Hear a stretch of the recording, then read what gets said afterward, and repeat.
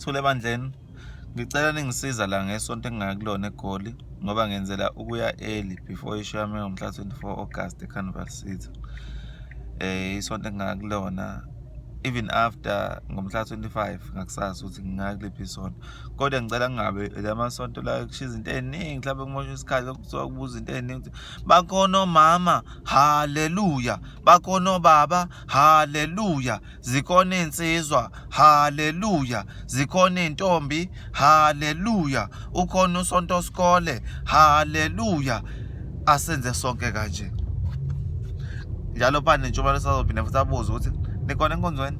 Yabona athi umuntu nje ongabona emehlweni la ofuna nje uqala athole kahle ukuthi nikhona niqala before siqhubeke.